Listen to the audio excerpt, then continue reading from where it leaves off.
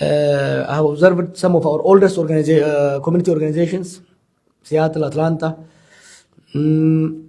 Toronto, they are recovering. I'm witnessing some weaknesses. Obviously, heddun kaysan, you have been here 20 years, 30 years. Baroda kana keessatti maybe ijoolleen teessanis baratte kolleejii seente, you might not see the need for the community organizations. Heddun keessan immoo zamana kuulii keessaa baatanii professional hojii keessa seentanii business uummattaniitis gara independent ta'utti yoo deemtan maybe the relevance and the importance of the community might have diminished. But I want to advise you, community organization ni hedduu isin barbaachisa. Ijoolleen teessee yoo kolleejii fixaatte ijoollee ilmaan horuu teessi. Ilmaan siisan aadaa fixaa isaanii irratti, eenyummaa isaanii irratti, amantii isaanii irratti guddisuun barbaachisaadha. Saniif immoo jaarmaa hawaasaa isin barbaachisa. Jaarmaa hawaasaa deeffattanii ijaaruun barbaachisaadha. Dhugaadha afooshaan waldaaleen amantii jijjiiraachuun gaariidha. Ta'us garuu hagoobara karaa haa ta'u. Atlanta, I remember Atlanta was one of the first. I think you guys bought the house even before Minnesota. Na fakkaate on dongoruu baadde amma dura. Amma garuu daran cimtanii argamuu qabdanii. An assignment I have for you.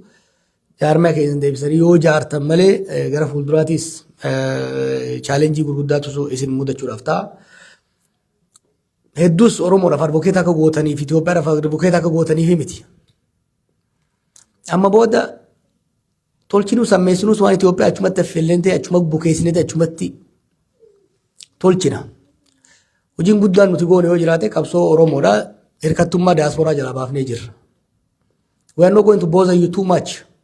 Hiriiraa fi daawunii fi UN jalaa aga tokko isin baafnee jirra. Jaarmoota biyya alaatii isin dararee hedduu isaanii biyya galchinee jira. Maybe once in a while akkana dhufnee yoo isin irra baafne malee hedduu akka dursan hirkattummaan uummata keenyaaf qabsoo keenyaa uummata biyya alaatirraa biyya galee jira. However, biyyi teenyaaf uummanni keenya ammallee dantaa sanirraa qaban. Keessattuu in the long term rakkoo amma waraana keessa jiru kana keessaa baanee biyya san guddisuudhaaf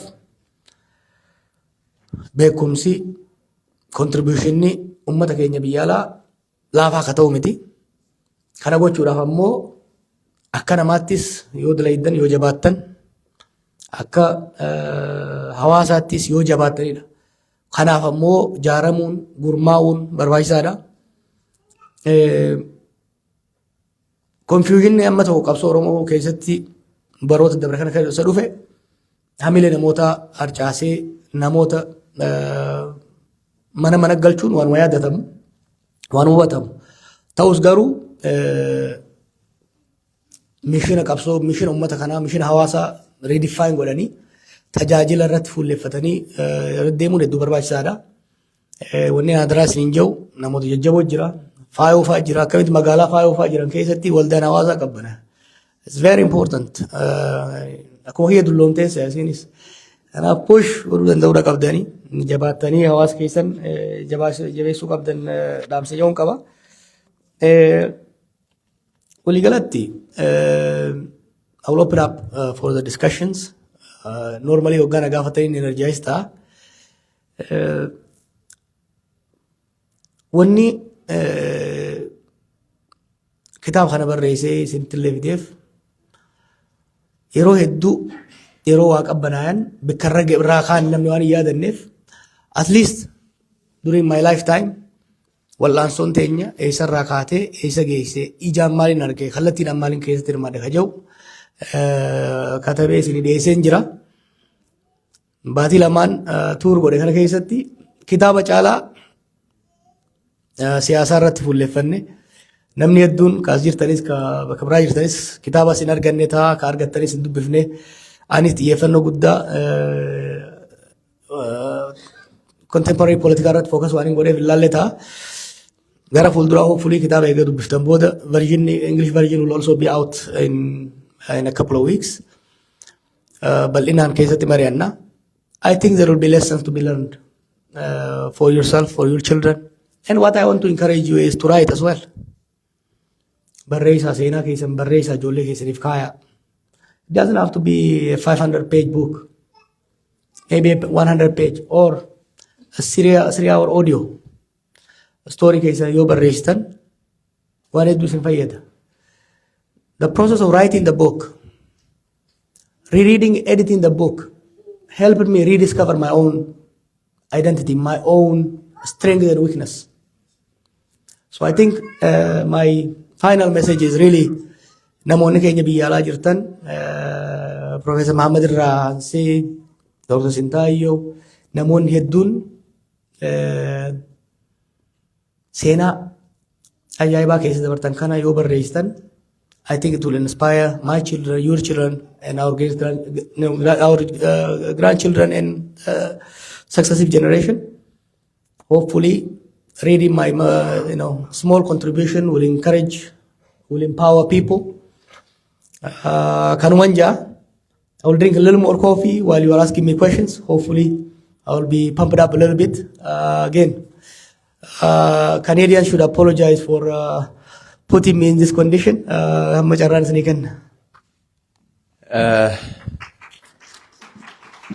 Aye, wangono. Sarara kanarraa nama lama fudhannee yoo danda'ame dubartii tokkoof dhiira tokko goonee gaafii gaggabaabdu to the point gara gaafii qofatti yaada baay'isin misbaahaa sii qabnaa nama tokko argaa jira nan bira dubartii achi jirtu sittiin deebi'a isaan lamaan haa gaafatanii gara carraa isaan lamaanii kenne as dhuftanii because maayikiin waraabuudhaaf naan tolu iyyuu as baatanii as dhuftanii akka wanni gootan asitti irra tolu maayikiidhaaf haa toluuf like sagaleen baalaansi naan ta'u.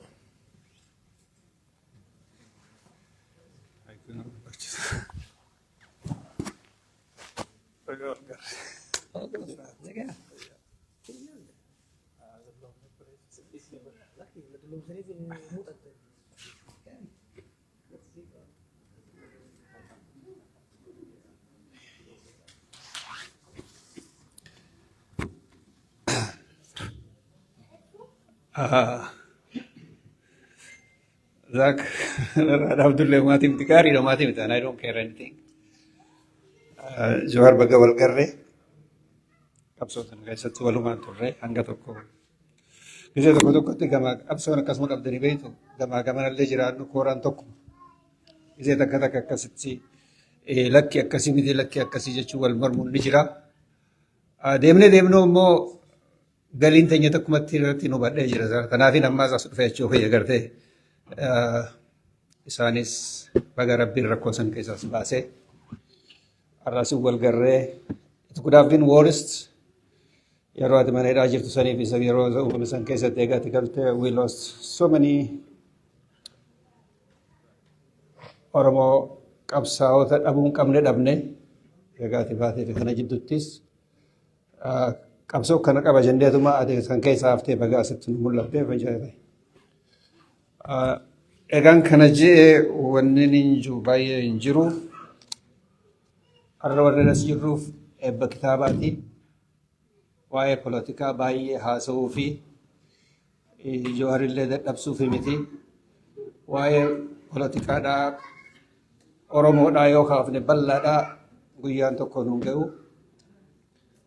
Waa'ee polotikaa sanaa soonnee banee baruu barbaadu waan guyyaan kun waa'ee eebba kitaaba kanaa ta'eef kitaabni akkuma ati jette barruu qabsoo irraa hangarraa uummanni Oromoo godhe keessatti osoo waa hedduun katabamee jiraate probably faayidaa guddaa irraa arganna turre. Kun ka jalqabaa ta'uu baatus waan kana dura katabamee fi waan amma barni barreesse kana keessaa waa hedduu arganne waan nu jajjabeessa rakkoo agarree fi dadhabina qabnus keessatti agarree kan waliin deemnu karaa itti waliin deemnu sanillee irratti walitti mari'annu jeetiin abdadha. Haa ta'u yaadaan qabu jira. Atis jettee jirta namnillee jee jira. The Oromo situation around the Khaisat, as I might see it, it is rakkoo hudduubatti qabsoon ta'e deebitee uummanni keenya mana galee abdiin muratee sanbira kutee bakkatti irkatullee dhabee karaa deemu wallaalee maaliif Oromoon maaliif qabsoo san keessatti namni kun dilli kun kadhume kun rakkoo Jawaar keessa dabree irraa walitti dabaltee maaliif kun ta'e jennee wal gaafachuullee dadhabne we just remained personally maraachuu waan akkasii san keessa seenne. So kanaaf akkitti amma deemaa jirru kun arra hawaasni keessa jirra sun warri as jirtan kun arraan tana keessatti probably Jawaar rabbitti hin godhin yoo Jawaar boru waa ta'e probably gabbaatanii Jawaar illee kan iyyitanii dan maybe xiqqoota. We are in that situation. Jawaar hidhamee jennaan biyya san keessatti daltii takka arraan tana si jibbitullee akkasii jibbitu taasisu maal Beetlehem tajaan takka. So she was saying gaafa Jawaar qabame Itoophiyaan ibiddaa qabataa jeetii yaadee ture jette. So she saw wanni argite maal Oromoo cal jette. Sad. Haacaaluun du'eeti arraan tana keessatti kan boonyan jiru mana kana keessa haacaaluudhaafis we lost such a young person who rallied Oromo together as Jawaar. Haa ta'u immoo waan biraatiin deebi'a arra Jawaariif wanni niin gaafii qabu akka gaafittis which concerns me also because qabsoon tun anaafis siifis waan takka. Atis kaastee jirta ati nam tokko probably anything can happen to me to you karaa rabbiitiinis karaa namaatiinis yoo arra ati waa taate probably qabsoo tana waan ati itti jirtu kana namni itti fufu is there tokko. Akka kafaa'oo wajjin jirtuttiin beekaa ta'a. Kafaa'oo wajjin jirta jettiin dhaabni kee kafaa'oodha. Kafaa'oon waan ati amma ittiin deemtu kana are they supporting what? Are they supporting you behind you? One person is one person. Abdadda. Beeka. Jaarmatti amana Jawaarisi anis jaarmatti namana. Politikaanis jaarmee malee hin deemu. Do you have jaarmee arraan tana politikaa kee kana ammaan tana ittiin deema jettu kana wajjin itti deemtu qabda tokko. Of kafaa'oo wajjumaan kanatti jirta lama. I am happy if you establish a new organization to join you which promotes the Oromo struggle forward. Sani akeeka sani jiramoo karaa nagayaa kan ati jettu kun akka nam tokkootti kophaatiitti kan itti ooftumoo how we going to proceed qabsoo Oromoo tana eessatti ofu jira maal godhu deemna. Organizationiin Oromoo hammaan tana faca'ee jiru kun ammaa huni agartaa dhaabaan keessa jiru wajjin haala keessa jiru ni agartaa. Biyya san keessatti waa takka godhuun amma akka jiru kana keessatti dadhabamee we couldn't promote anything. Hidha jira namuu biyya san keessatti. Waraana tokkicha kaararaan tana argaara jiru malee. Let me talk man. Gifama wajjin rakkin na dhagaye takkitti daqiiqaa akkanaa kan. Nin fita daqiiqaa takka. Waraana tokkicha arraan tana xiqqisha Oromoo biratti abdii qabatee mootummaa ammarraan tana jirullee waan tokko karaa bansiisu jiru kana alatti organizationiin cufti mana hidhaa jira. Kanaaf dhaabijanii wanni ati ittiin deemtu kun are you by yourself or you gonna have create godhu deemtamoo kafaa'oo wajji deemtamoo yookaanis uummata Oromoo kana walitti qabdee dhaabaa jiru kana walitti qabdee waa godhuu deemtamoo how we gonna proceed qabsoo arraan tana facaatee kana dadhabde jirtu kana jechuu jirru kana kanumaan ja'a. Kamaa wajjin. Achi lafa jiru. Kam Jawaar. Nagaa. Amma gaafiin obboleessa keenya Jawaariif qabu baga nagaan deebitee baga nagaan asitti deebitee garuutu gaafiin siif qabu takka uummanni Oromoodhaa karaa meeqaan dhumaadhaa hoggaa hundaa'u dura taa'aan isaaniidhaa Oromoodha. minilik waan hin tahin dura taa'aan Oromoo hoggaa hundaa'u Oromoodha. Kadhumus Oromoodha. Garuutu kun amma akkaataan gartee uummatni keenya qabsoon teenyalleen itti fiixa hin baane Oromootu biyya bulchaa jiraa jedhama. Oromoon biyya bulchaa jirtii jedhaniiti addunyaan guutuun silaa Oromootu biyya bulchaa jira jedhaniiti itti dhiisanii garuutu Oromoodhaaf qabsaa'u hundinuu silaa Oromoo biyya bulchaa jira isin maaliif gartee biyya bulchuu qabna jettan keessantu biyya bulchaa jedhanii haala akkamiitiin Oromoodhaa miti ka biyya kana bulchu harka dhibbaan dhibbatti masaraan minilik takka masaraa keessatti masaraan minilik qotamtee ibjala hin kaayamne yeroo duraatiif jechaadha. Oduma gartee hundinuu gartee maqaa Oromoodhaa qabataniituma odoo gartee masaraa san ta'aniin ummata fixaa turaniiti garuutu tun ta'ammaadhaa ta'addaati. Haala akkamiin Oromoo miti ka biyya bulchutti jiru amma akka Oromoon biyya nuuf bulchitu jennee akkamitti gartee fixna jechuudha. Ta'an immoo Mahammad Abdoosh ni jirta. Yusuf ni jira. Akkan Jawhariif itti yaaddawaa ture yoon hin kijibee as jiran yaaddawaa tureetiin hedduu yaaddawaa ture Jawhar gaafaas jiru yoon hin kijibe hedduun yaaddawaa ture akka biyya san hin dhayne Jawhar akka biyya san hin dhayne biyyiti sun ummata OPDO tana anjoollerraa hin guddisee nin beeka akka ummata gartee qottoo dabduu taate mukumaan falaxuuf malee waan takkaafillee hin taane isaan. Ummatni Tigreetuun beeka gartee afaan waliin hin beeknu kanumaaf itti fayyadamneetuma darbuudhaaf deemnaa ja'an himan jecha. Garuutu isaan hundatti himeetiin guyyaa tokko masgiida ummaatiyyaa fi abbaa mana kiyyaatu wajji dhaqee maaliif hin seenneen anjaan Jawhar du'uuf deema kunoo biyyatti deemuuf deema si wajjin haasawaa ture. Jannaani don't worry he is brilliant guy naan jeen. Si tunanje mo wani tunanje Yusuf tunanje Jannani please don't say that he gonna die jeetin akkasitti lakkisa Jawhar kun gartee qabsoota naaf laffee jira akka hinduune taa ummata keenya osoo hin jiru Jawhariin illee maalin jeen itti dhufeetin biyya hin dhaqeen biyya tanaan ummata kanan hin beekaa ummatni gartee OPDO'n tun badduudha taayin jeen akkasitti biyya sanis osoo asii gartee osoo asii qabsaa'ee irra caala gurbaa tokko agarsiiseeti Jawhar Mahammad abbaa biyyaa jeeti alaabaa kanaadhaa qabatee utaala ture san dura amma akkasittiin mee namicha kana laalin jeen irbuun siyaa qabduun jeen yoo biyyatti deemte haala kanaan akkasitti biyyatti deeme garuutu nama hedduudha gartee nama hedduudha dhabne tun dhiisi taphaa miti bar inna waraana tokko leenjisanii dhabu jechuun anna biratti taphaa miti ummatni Oromoodhaa basma amjee ijaaniiti qalan jecha way amaari onnee qabateeti onnee teenya qabateeti malee ammas gartee mootummaan kuni